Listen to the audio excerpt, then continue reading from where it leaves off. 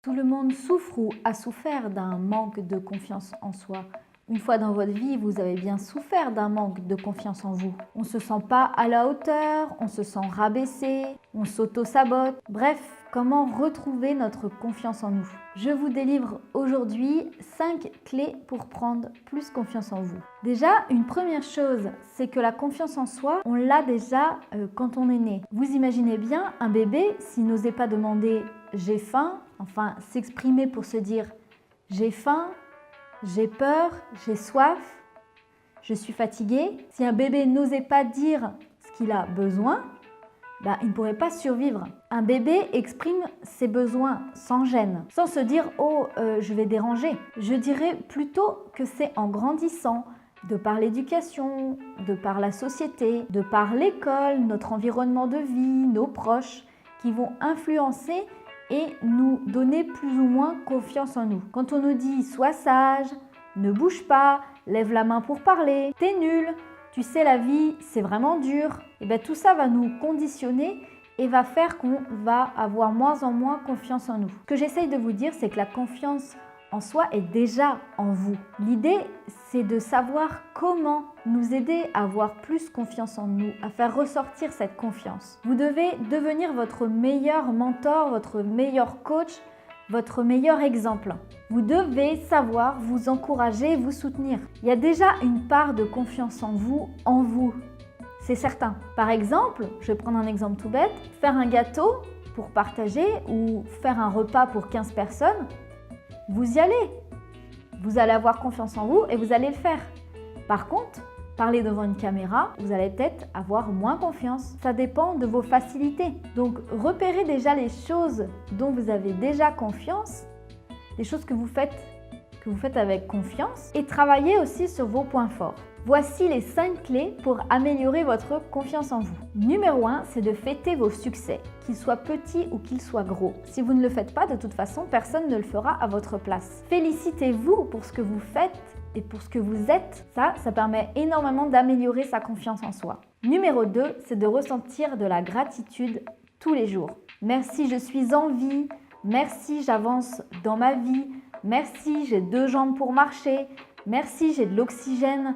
Merci pour cette expérience que je viens de traverser. Rien que d'avoir de la gratitude pour ce que vous avez déjà, ça va faire remonter votre confiance en vous. Numéro 3, c'est de faire attention à votre environnement. La morosité, l'actualité, les gens négatifs, les gens qui vous font du mal, tout ça c'est vraiment inutile.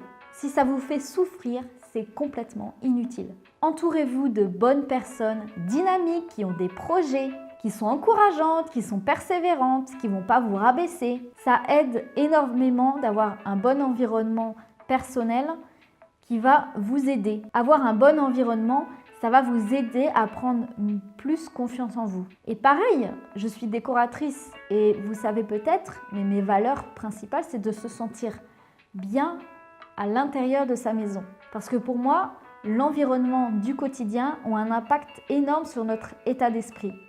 C'est pourquoi, pareil, soignez votre environnement. Faites un intérieur qui vous correspond, un intérieur propre, où il n'y a pas de contraintes, un intérieur où vous vous sentez bien. Ça aussi, ça va énormément vous aider à avoir plus confiance en vous. Mettez du soleil, de la bienveillance, de la gaieté dans votre intérieur, au bureau, dans votre voiture. Ça, faites-le pour vous, sincèrement. Numéro 4, ce serait d'apprendre tous les jours quelque chose qui va vous faire grandir, qui va vous aider dans votre vie. Quelque chose d'utile pour votre vie. Et je ne parle pas du dernier buzz ou du dernier potin de Facebook. Je parle de pouvoir apprendre à se comprendre, à mieux se connaître. Vous allez passer le restant de votre vie avec vous-même. Donc il est important de savoir ce que vous voulez et ce que vous ne voulez plus. Alors lisez des articles inspirants, regardez des vidéos bienveillantes. D'ailleurs, j'en profite pour vous donner un grand bravo parce que vous suivez cette vidéo. Ça veut dire que vous êtes en progression et que vous avez envie de grandir dans votre vie. Ça veut dire que vous êtes dans le changement. Alors, suivez des chaînes YouTube inspirantes. Je vous encourage à vous abonner à la chaîne de la botte secrète pour suivre toutes les semaines des conseils bienveillants et des encouragements. Et enfin, le conseil numéro 5, et sincèrement c'est la base de cette chaîne, c'est de se respecter soi-même. Prenez soin de vous, prenez du temps pour vous, parlez-vous avec gentillesse, regardez-vous avec amour, respirez, dormez suffisamment, mangez coloré, offrez-vous le meilleur, offrez-vous de la douceur, du bien-être, appréciez-vous sincèrement comme vous êtes et votre confiance en vous va monter en flèche. C'était Nathalie la botte secrète.